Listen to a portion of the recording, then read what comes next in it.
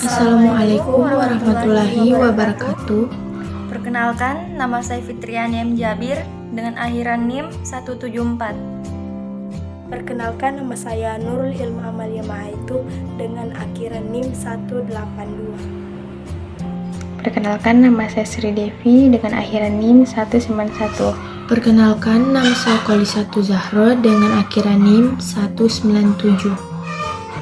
Perkenalkan, nama saya Zulfitri, akhiran NIM 203.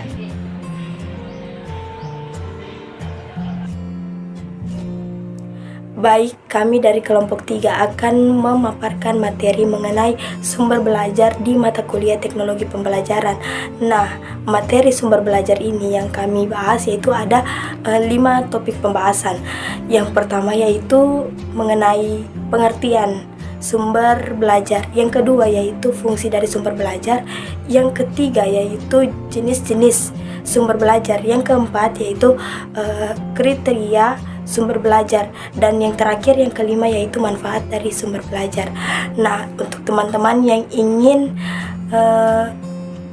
mengetahui lebih jelasnya lagi mengenai sumber belajar, simak videonya sampai selesai. Sumber belajar merupakan kebutuhan pokok dalam dunia pendidikan. Sumber belajar, biasa disebut learning resources, adalah sebuah sumber, baik berupa data, orang maupun wujud tertentu, yang dapat digunakan oleh peserta didik dalam belajar, baik secara terpisah maupun secara terkombinasi, sehingga mempermudah peserta didik dalam mencapai tujuan belajar atau mencapai tujuan kompetensi tertentu. Sumber belajar juga memiliki fungsi. Fungsi dari sumber belajar ada 6. Yang pertama yaitu meningkatkan produktivitas pembelajaran. Dengan jalan ada 2. Yang pertama yaitu mempercepat laju belajar dan membantu guru untuk menggunakan waktu secara lebih baik. Dan yang kedua yaitu mengurangi beban guru dalam menyajikan informasi sehingga dapat lebih banyak membina dan mengembangkan gairah. Kemudian fungsi yang kedua yaitu memberikan kemungkinan pembelajaran yang sifatnya lebih individual dengan 2 cara. Yang pertama yaitu mengurangi kontrol guru yang kaku dan tradisional. Kemudian yang kedua yaitu memberikan kesempatan bagi siswa untuk berkembang sesuai dengan kemampuannya. Fungsi yang ketiga yaitu memberikan dasar yang lebih ilmiah terhadap pembelajaran dengan cara ada 2. Yang pertama yaitu perancangan program pembelajaran yang lebih sistematis, dan yang kedua yaitu pengembangan bahan pengajaran yang dilandasi oleh penelitian.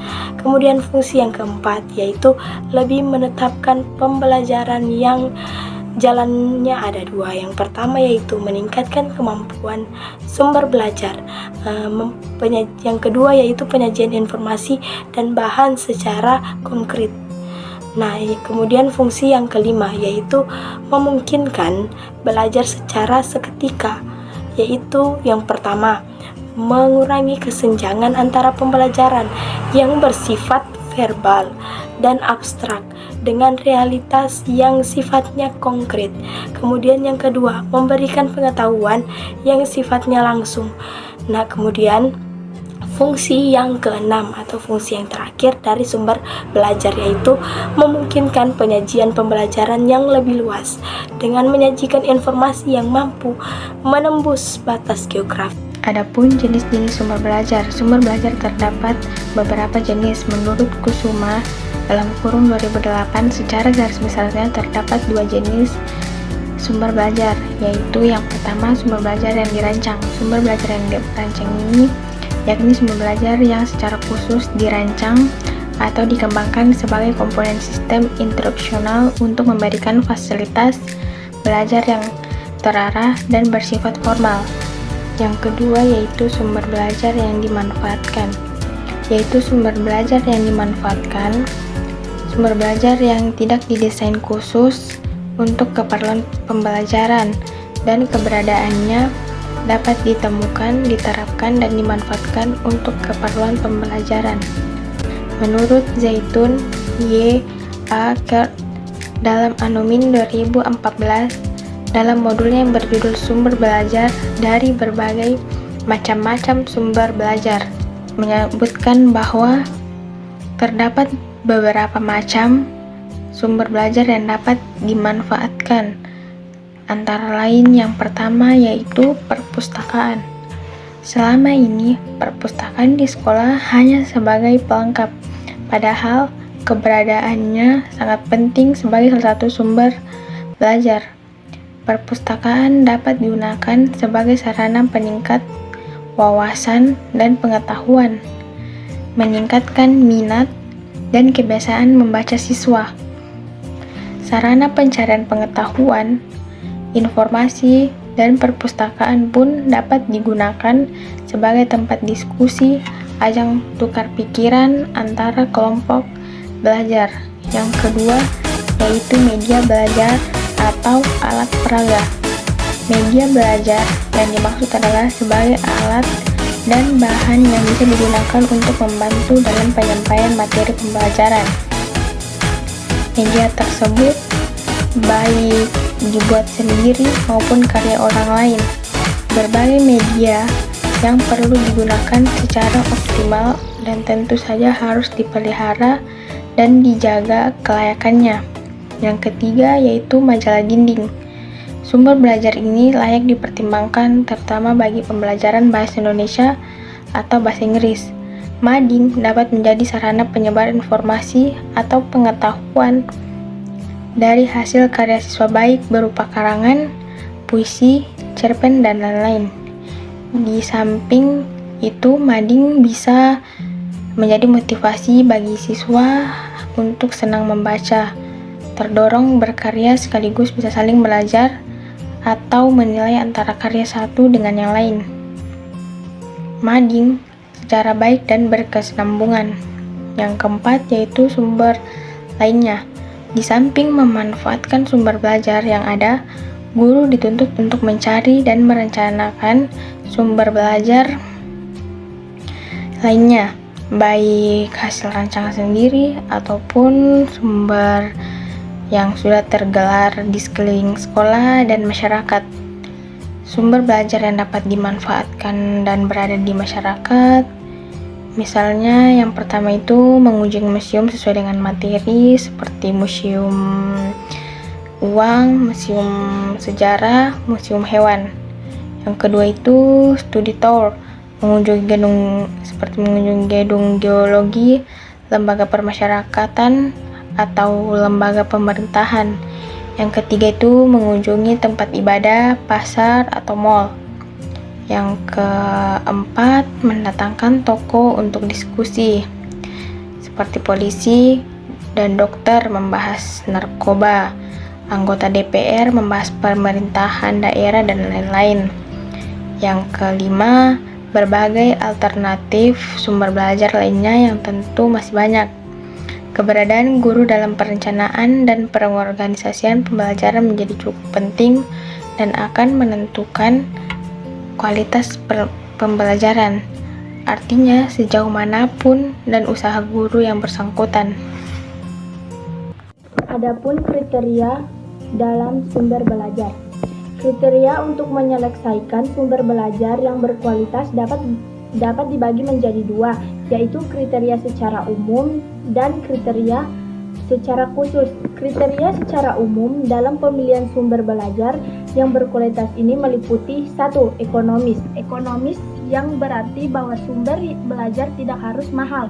Sumber belajar perlu disesuaikan dengan alokasi, dana, dan kebutuhan sumber belajar yang akan digunakan. Seperti layaknya prinsip ekonomi, perlu diusahakan agar mampu mendapatkan sumber belajar berkualitas yang sesuai kebutuhan dengan alokasi dana yang seminimal mungkin. 2. Praktis. Praktis dan sederhana, sumber belajar harus mudah digunakan dan tidak membingungkan, tidak memerlukan lagi tambahan pelayanan atau alat lain yang sulit diadakan. 3. Mudah diperoleh, bahwa sumber belajar mudah dicari dan didapatkan jika perlu dapat memanfaatkan lingkungan sekitar yang tersedia sehingga peserta didik juga dapat dengan mudah memanfaatkan. 4. Fleksibel atau kompatibel. Sumber belajar tidak harus mengikuti pada satu tujuan atau materi pembelajaran tertentu. Akan lebih baik jika dapat dimanfaatkan untuk berbagi tujuan pembelajaran, bahkan juga keperluan yang lain. Dan yang terakhir, memanfaatkan lingkungan sebagai sumber belajar. Lingkungan merupakan salah satu sumber belajar yang amat penting dan memiliki nilai-nilai yang sangat berharga dalam rangka proses pembelajaran siswa. Lingkungan dapat memperkaya bahan dan kegiatan belajar. Lingkungan yang dapat dimanfaatkan sebagai sumber belajar terdiri dari 1. Lingkungan sosial dan 2. Lingkungan fisik atau alam. Lingkungan sosial dapat digunakan untuk memperdalam ilmu-ilmu sosial dan kemanusiaan, sedangkan lingkungan alam dapat digunakan untuk mempelajari tentang gejala-gejala alam dan dapat menumbuhkan kesadaran peserta didik akan cinta alam dan partisipasi dalam memelihara dan melestarikan alam.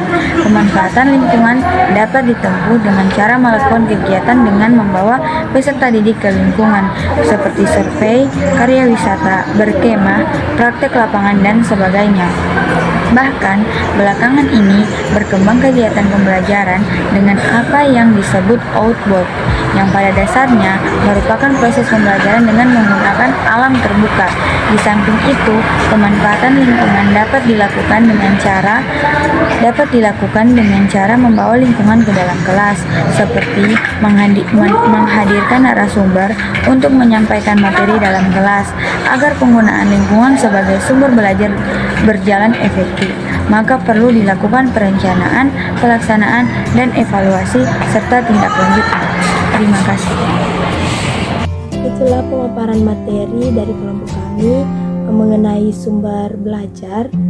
Kemudian kesimpulan dari materi sumber belajar ini yaitu sumber belajar adalah semua sumber baik berupa data, orang, atau wujud tertentu yang dapat digunakan oleh peserta didik dalam belajar, baik secara terpisah maupun secara terkombinasi, sehingga mempermudah peserta didik dalam mencapai tujuan belajar atau mencapai kompetensi tertentu.